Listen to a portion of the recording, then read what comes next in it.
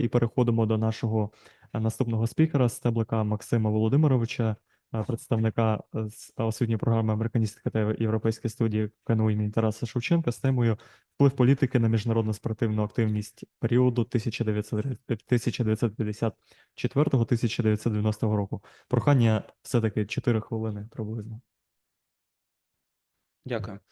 I'm gonna say it in English. History of sport has got many functions, from popularization it to form international association with goal to consolidate people a period of BLPQ to pause between world wars and use this tactic to uprising the aggressor. After Second World War, sport delegation state members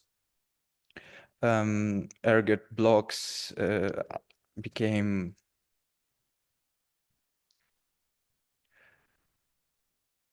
used in a politic. Today, I think sport back to own organic channel, and with few exceptions, it has goal to consolidate people with a common sign of cooperation.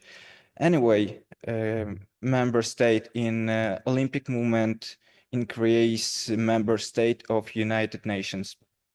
Today, international sport designed to avoid large-scale wars. Sport always be part of international image for any country, a way to soft power, and for authoritarian regimes, it became to a weapon of propaganda of own ideology.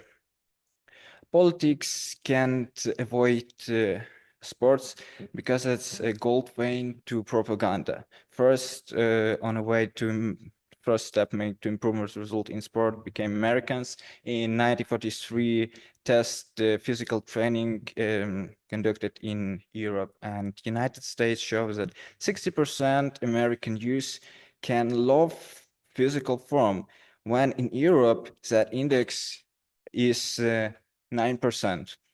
Right after this, American decide radical change situation, not because power worry about the health of own population, how much more because country has to keep up strict image because that love physical form for use can be detrimentally assigned to a bad position in the army.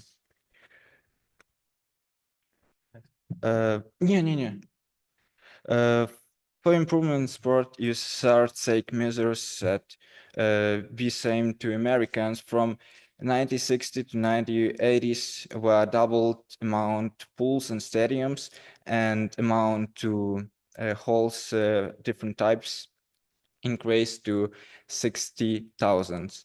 Also want to say in 1980s PE became necessary in school, and then propagandic street banners became shows up much more many calls for sport and practically always with competition context. More top athletes in parallel were officers of Soviet Army, militia, and special service. Their goals were win capitalists in kind battlefield as a sports field. Sport were part of communistic ideology. For example, our sportsmen defeat bourgeois in sport fields. It means that life in USSR is much more better than in capitalistic countries. KPCU built on pride for on countries. In 1956, on Olympic Games in Melbourne, Australia, was match in water polo between national team Hungary and national team USSR. But in that time, Soviet army brutally suppressed an armed uprising. Results were endless provocation, controversy, and mental kicks in heads and legs from both sides. Culmination were blood. At the end of match, Valentin Prokopov, player of national team of USSR, kick Hungary Erwin Zador. Consequence was severed skin by right eye. I want to say also that Hungary won this match, and go not relates to national team of America. Similar things were happen in different culture sectors, from movie to architect. First off, everybody thinks that the people are aware that what are they doing, but it's with time they understand that it's not. Deal with Hungary sponsor American newspaper Sports Illustrated was a project of Empire Time Life, and it belongs to stubborn anti-communist Henry Lewis that sponsored federal government of USA. From 1964, USA has big problems with foreign politics due to war in Vietnam. And to this moment, Prime Minister USSR Alexei Kosygin arrived to Canada. When they arrived, he was attacked, and you can say that were bad, but he bet on hockey and achieved one goal. Results were actualization direct negotiations between two superpowers. Super series between two best hockey team became landmark event of culture Cold War. Leonid Brezhnev was sport fan, and when he was in power, USSR received the right to host Olympiad 1980. This tournament, we can say, voltage peak between America and Soyuz in sport aspects. 21st December 1979, games has to begin in 6 months. Soviet soldiers make fatal mistake, beginning war in Afghanistan. That action was reputation suicide. Country were isolated more, and were banned also Olympic Games. They were first game in a world history that were boycotted by 60 countries. Bright event happened in Olympiad 1890 in competition between athletes USSR and Poland. When Poland won this match, athletes in emotional outbursts, humiliating gesture inside of Soviet tribune.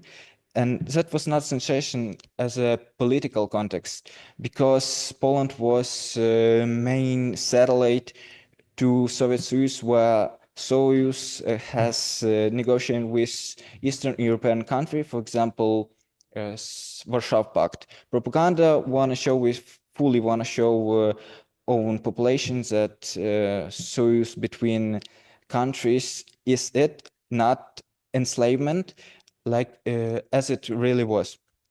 This by this just Kazakevich, they call it, he is, shows people's state of affairs. Consequence for him became repression, and he must leave USSR and satellite countries to end of existence of this Soviet system. Americans came up with own and talented tournament. They call it Liberty Bell Classic. In these games were more state members and most state members than an original game in Moscow.